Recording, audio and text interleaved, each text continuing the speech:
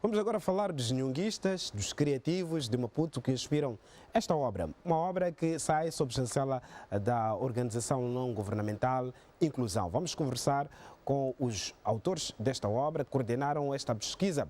São os nossos convidados nos próximos minutos para uma conversa sobre este interessante contributo para toda uma discussão sobre inclusão, criatividade, oportunidades para empreendedorismo, fonte de renda e muito mais. Os autores deste livro são eles: Anésio Manhissa, Delfina Lázaro Mateus. Bem-vindos. Como é que estás?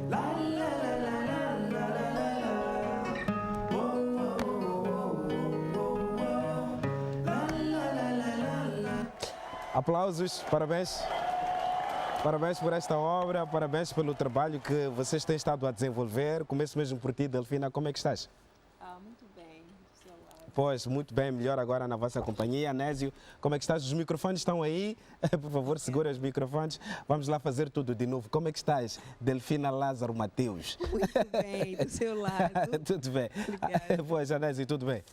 Tudo bem, e é um prazer estar aqui no Mercado Criativo. Pois, o gosto é tudo nosso. Então, vamos começar por falar da organização não governamental Inclusão.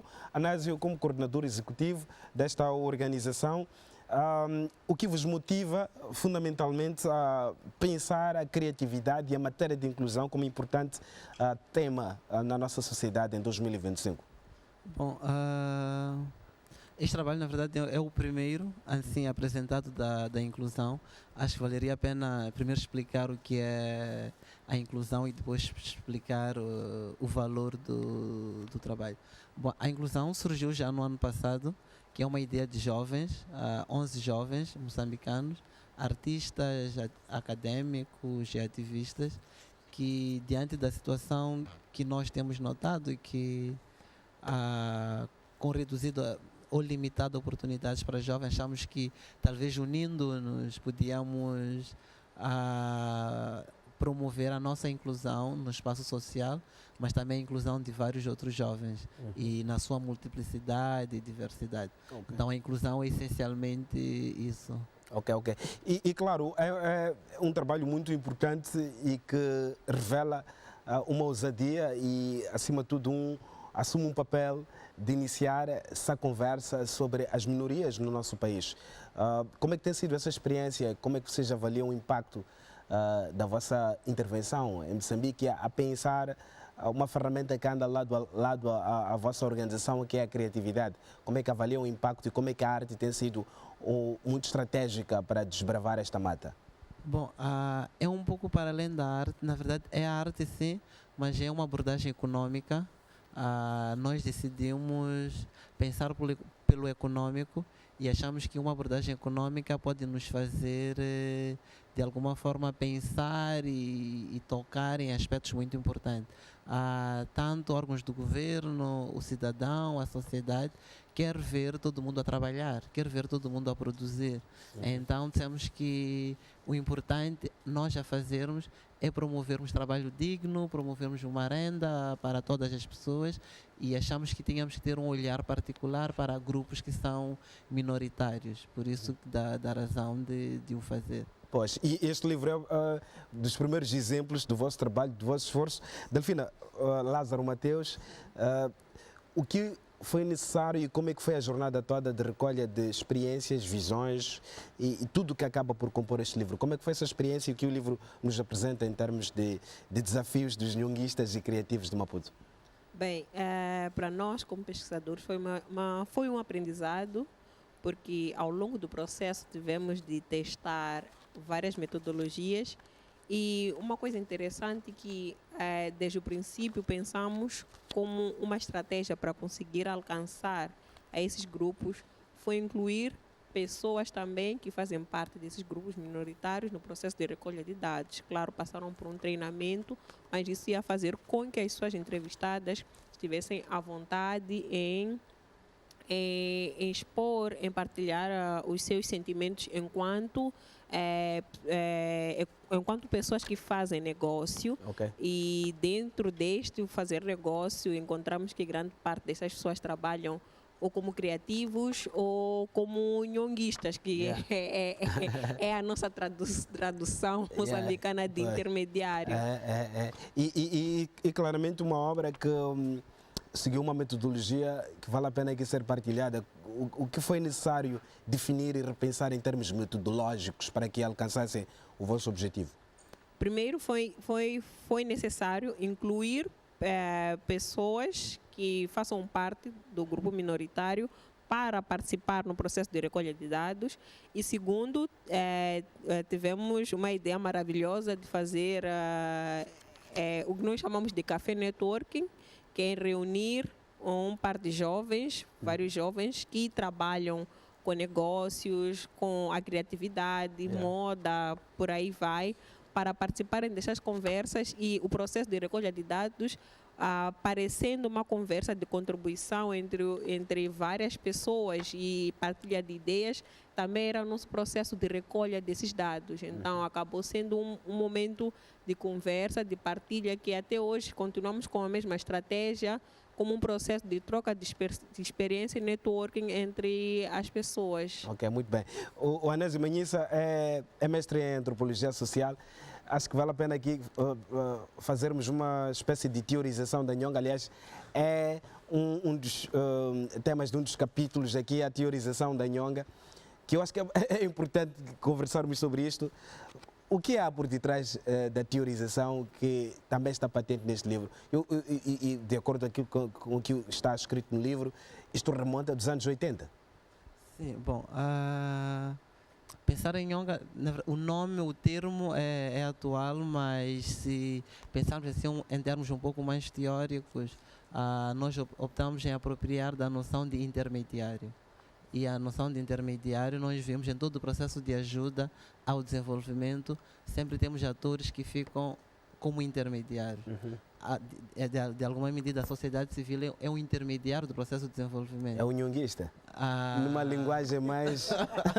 Nossa. E no caso, se é um intermediário do processo de desenvolvimento, o que nós assumimos é que numa posição de intermediário não passamos as ferramentas ou não passamos o conhecimento ou os benefícios somente. Nós temos todo o papel de influenciar os processos à medida dos nossos interesses também. Então aí é mostrando isso. E quando falamos da Nhonga agora, dissemos que em Moçambique, falando já dos anos 80, com o crescimento do setor privado, a privatização do aparelho do Estado, foram surgindo uma classe empresarial moçambicana que muitos não tinham empresas, que muitos ficam neste lugar de intermediário entre o investimento externo e na interação com quem é de direito. Lobistas, facilitadores. Exatamente. Então acabamos conhecendo... Pontos focais. Nomeando como empresários, mas na verdade não são empresários, são intermediários, vivem deste processo. Eu abordei isso num artigo para um dossiê sobre capitalismo em África, e abordei isso a partir do estudo de empresários associados à própria CTA e de outros, não só em Maputo, mas a nível da Beira e de vários outros espaços, que é a forma que o nosso setor privado foi se estruturando. E isso, quando lemos agora, num contexto em que temos menos trabalho, vimos que há muita vulnerabilidade para os jovens, a questão da posição intermediária ainda continua, nós vamos nos apropriando disso. E com o uso agora da tecnologia.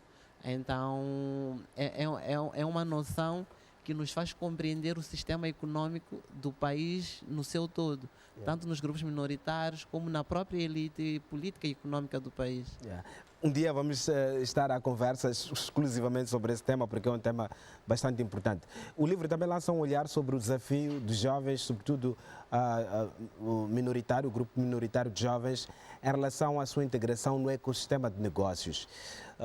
Quais são os desafios relevantes que o livro acaba por apresentar quando pensamos na integração de jovens no ecossistema de negócios? Bem, o que nós notamos de forma genérica é que o sistema de negócio moçambicano ele é muito burocrático e isso já traz uma dificuldade para a integração dos jovens nesse mercado, sem contar com a falta de infraestrutura, a economia de subsistência que grandes jovens estão envolvidos. Vender para jantar, vender para comprar, Exatamente. garantir condições básicas de sobrevivência, né? Exatamente. Então, este tipo de negócio não é em si sustentável e dificulta o processo de desenvolvimento destes jovens. E automaticamente isso impacta o processo de desenvolvimento econômico do país. E vários jovens já estão em um sistema de vulnerabilidades. E, além disso, nós podemos ver uma fraca...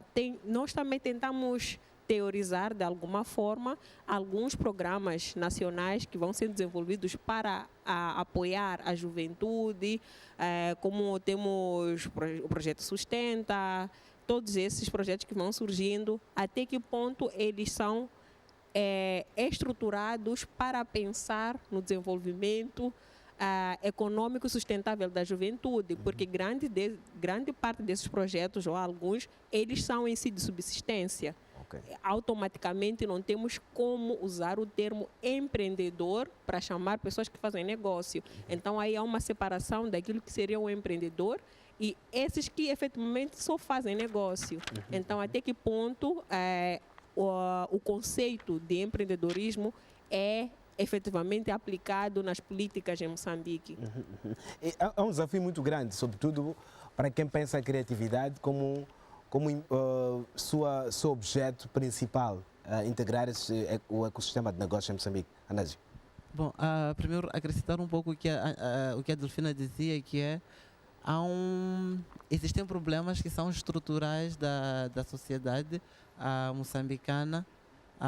Falou da questão da burocracia, mas também toda a questão do acesso a crédito, que são coisas que atravessam as experiências dos jovens em Moçambique, mas também tem toda a questão dos grupos propriamente minoritários, que em questões de políticas públicas, geralmente ficamos em processos macros, em grupos macros, e essas pequenas especificidades que, se olharmos em todo o país, acabam sendo um grupo expressivo, acabam ficando perdidos. Então, e é por isso que chamamos a atenção a este assunto. Mas sim, voltando à questão de pensar a criatividade e para... Que é um grande desafio para a integração de quem é criativo no ecossistema de negócios, ao olhar sobretudo para essas particularidades, estes desafios todos que foram aqui referidos, desde a burocracia, a falta de uma estrutura para que um empreendedor possa lograr sucessos quando inicia a sua atividade. Bom, na verdade são vários, de facto. Primeiro, muitos criativos estão mais concentrados na própria prática criativa, e para tornar a sua prática criativa um negócio, algo comerciável, temos que ter outros atores envolvidos. Então, só pensar a arte, esquecer o espaço social, esquecer como chegar a isso, esquecer como gerir a carreira, esquecer como tornar o seu produto acessível às instituições. É pensar um pacote, de modo geral, então, né? Esse deve ser um dos maiores desafios. Pois. Estamos a terminar a nossa conversa. O que vocês esperam que este livro mude e influencie no debate público sobre os jovens e oportunidades de negócio, de crescimento? Bem, em primeira parte, esperamos que seja um livro de consulta para a construção de políticas públicas para a juventude, principalmente envolvendo o econômico, e também pensamos que a sociedade civil, as organizações não governamentais que pensam em programas, em projetos que incluam a juventude e os grupos minoritários, também podem fazer uso deste livro, que deixamos um rol de recomendações que podem ser pensadas no processo de implementação de programas e projetos nesta perspectiva. Bem, como pesquisador, a nossa missão é trazer à tona as questões da sociedade, esperando que esse produto seja usado para o desenvolvimento de políticas públicas e para a ação política e pública. Ok. Anésio? Bom, para mim o livro é realmente este livro é realmente um instrumento, mais do que científico, digamos, um instrumento político, no sentido em que permite dá bases à sociedade para processos de transformação social, dá bases ao Estado para rever aquilo que são as suas políticas, dá bases a todo o movimento social que pensa em projetos ou temáticas macro, mas também que pensam em temáticas de grupos das minorias sexuais, das pessoas com deficiência, de vários outros grupos minoritários na sociedade e que realmente merecem um olhar super particular. Então acho que é um instrumento que esperamos que realmente influencie processos e que a sociedade aproprie-se do mesmo. Muito obrigado pela vossa presença. Até a próxima. Parabéns mais uma vez por este importante contributo. Uma sugestão de leitura para os nossos telespectadores. Trabalho importante da ONG e Inclusão.